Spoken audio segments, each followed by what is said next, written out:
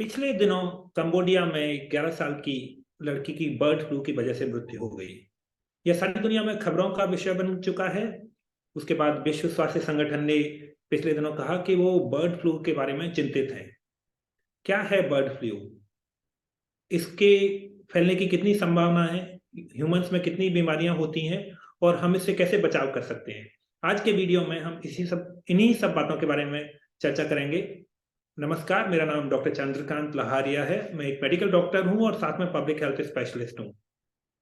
आज इस वीडियो में मैं बात करूंगा कि बर्ड फ्लू क्या होता है, इसके बारे में हमें क्या जरूरी बातें हैं जो जाननी चाहिए और इससे बचाव कैसे किया जा सकता है।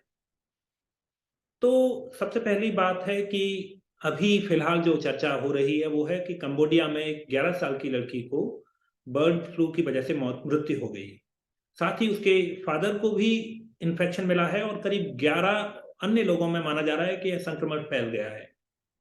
यूं तो बर्ड फ्लू एक फ्लू की बीमारी है जो सबसे पहले 1997 में हांगकांग में पाई गई थी। काफी सारे केसेज हुए थे, लेकिन यह बीमारी मुख्य रूप से बर्ड्स में होती है, जो नाम से पता चलता है, अर्थात पोल्ट्री एनिमल्स में, चिकन्स वगैरह में बीमारी होती है। तो 1997 में सबसे पहले आई। फिर 2003 में कई देशों में, खासतौर से साउथ ईस्ट एशियन कंट्रीज में इसके कुछ केसेज मिले, लेकिन मुख्य जो बदलाव 2003 में आया कि जो बीमारी, जो बर्ड फ्लू जिसका नाम है, वो अधिकतर बर्ड्स में होती है, लेकिन पहले ह्यूमन केसेज आए। और यह चिंता की बात थी, क्योंकि बर्ड में जब तक बीमारी हो रही थी तब तक अधिक चिंता की बात नहीं थी, उसके अलग मेजर्स होते हैं। लेकिन जब ह्यूमंस में केसेज आना शुरू हुए तो चिंता अधिक हो गई।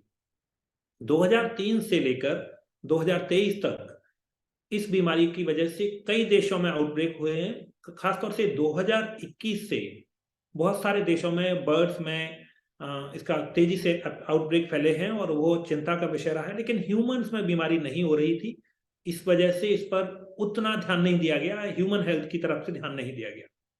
लेकिन जो कंबोडिया के नोम पेन में जो लड़की की मृत्यु हुई है, वह 2014 के बाद साउथ एशिया में पहला ह्यूमन ट्रांसमिशन का केस है।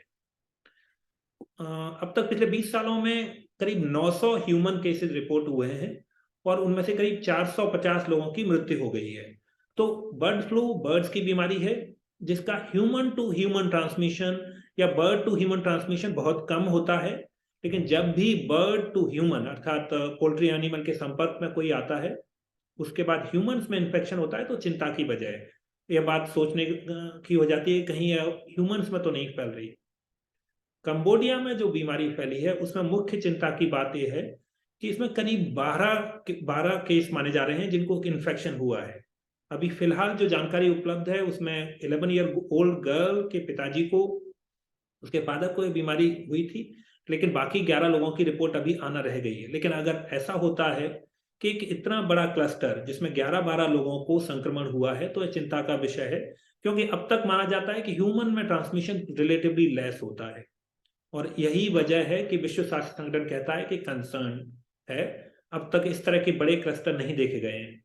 अभी से कुछ महीने पहले इक्वाडोर में भी एक ह्यूमन केस मिला था, अर्थात बर्ड से ह्यूमन में ट्रांसमिशन हुआ, लेकिन इतना बड़ा क्लस्टर अब तक नहीं मिला है। इसके वेरीफाई होने की जरूरत है।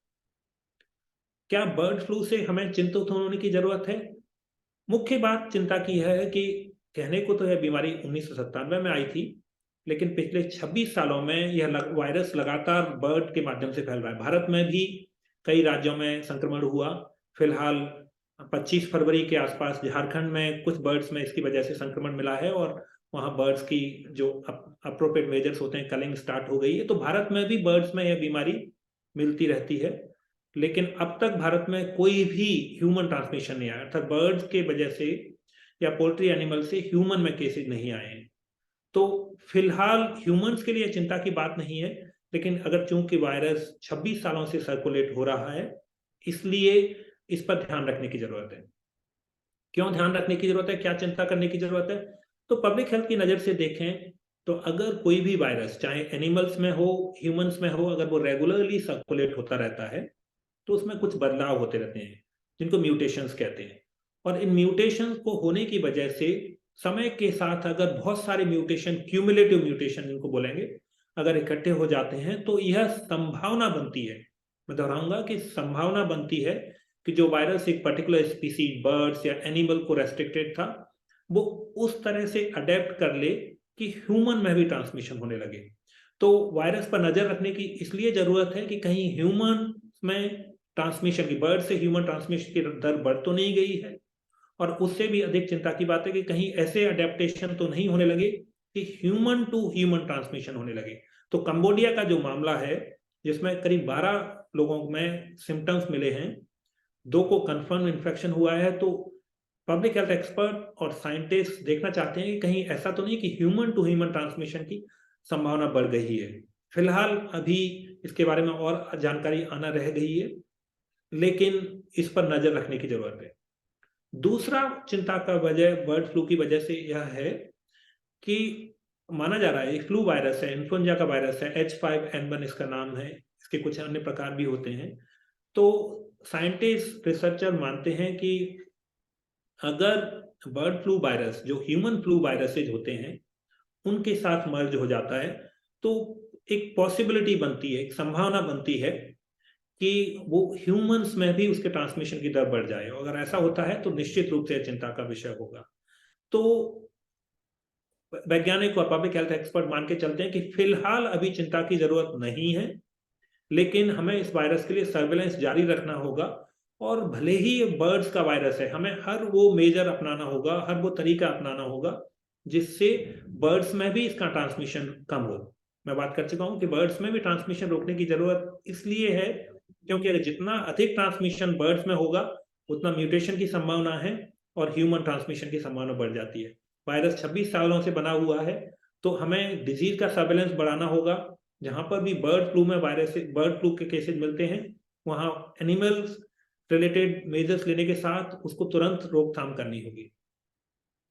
वैज्ञानिकों को इस चीज पर नजर रखनी होगी कि कहीं ऐसा तो नहीं, कोई बदलाव तो नहीं आ रहा है, जिस पर नियमित रूप से सर्वेलेंस के थ्रू नजर रखनी होगी।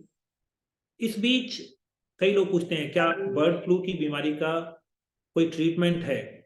हाँ, एंटीवायरल उपलब्ध है, और सेल्टमवीर नाम का एक एंटीवायरल होता है, उसके माध्यम से इलाज किया जा सकता है। लेकिन फिलहाल घबराने की जरूरत नहीं है क्योंकि ह्यूमन ट्रांसमिशन बहुत कम है। ह्यूमन केसेज अब तक गिने चुने हुए हैं, करीब 450 ह्यूमन केसेज हुए हैं। लेकिन हमें उस परिस्थिति के लिए तैयार रहना होगा जिससे ह्यूमन में अगर होने लगता है तो उस समय के लिए इसके मेडिसिन के स्टॉक पाइल्स बना के रखने होंगे। मेडिसिन उपलब्ध है। दूसरा इस वायरस के बारे में है कि चूंकि वायरस 26 सालों से है, ह्यूमन केसेज आ रहे हैं, तो जरूरी हो जाता है कि बर्ड फ्लू के लिए ह्यूमंस में यूज की जाने वाली वैक्सीन पर भी रिसर्च की जाए। तो ग्लोबली वैक्सीन रिसर्च कम्युनिटी बात कर रही है कि इसके लिए वैक्सीन डेवलप की जाए। इस पर सारे समुदाय को, विश्व समुदाय को मिलकर काम करना होगा, तो वैक्सीन डेवलपमेंट पर काम करना होगा। क्या भारत में हमें इस पर चिंता करने की जरूरत है? जवाब है नहीं। उसकी वजह यह है कि भारत में भले ही वायरस फैला है या मिला है, लेकिन बर्ड से ह्यूमन ट्रांसमिशन नहीं हो रहा है। तो एनिमल हस्बेंड्री और रिलेवेंट डिपार्टमेंट को जरूर बर्ड्स में रेगुलर एग्जामिनेशन करते रहना चाहिए, सैंपल कलेक्ट करके उसको टेस्ट करने की जरूरत है। लेकिन ह्यूमंस में इसका कोई केस नहीं, भारत में नहीं मिला है, इसलिए हमें चिंता करने की जरूरत नहीं है। तो आपको सोचिए मत कि आपको बर्ड फ्लू हो सकता है। बर्ड फ्लू फिलहाल भारत में नहीं है। बर्ड फ्लू के ह्यूमन केसेस फिलहाल भारत में नहीं है। बर्ड फ्लू भारत में के वायरस जो भारत में है। बाकी क्या करना है? मुख्य बात है कि सरकारों को नियमित रूप से सर्वेलेंस बनाए रखना है कि बर्ड्स में कहां पर फैल रहा है, वहां पर समुचित कदम उठाए जाएं। जो उसका एंटीवायरल ड्रग होता है उसका स्टॉक पाइल्स किए जाएं। भारत सरकार को और वैश्विक समुदाय को मिलकर वैक्सीन डेवलपमेंट में काम करना चाहिए, क्योंकि वैक्सीन भविष्य के लिए होती हैं। जब अगर कोई संक्रमण फैलता है तब हम वैक्सीन नहीं बना सकते, लेकिन हम भविष्य के लिए तैयार हैं तो वैक्सीन काम आती हैं। किसी भी आयु वर्ग को, किसी भी व्यक्ति को चिंता करने की जरूरत नहीं है। इसके बारे में जानकारी बनाए रखिए। आप रिलायबल सोर्सेज से पढ़ सकते हैं। मैं भी इसके बारे में नियमित रूप से आपसे अगर कोई नई अपडेट आती है तो आपके साथ शेयर की जाएगी। अगर आपका कोई सवाल है तो प्लीज हमें यूट्यूब के राइट हैंड साइड पर जो प्लेटफॉर्म होता है वहां पर आप लिखिए और हम उसके जवाब देने की कोशिश करेंगे। अगर आपको यह वीडियो यूजफुल लगा, आपकी जानकारी पसंद आई, तो चैनल को सब्सक्राइब कीजिए। Thank you very much.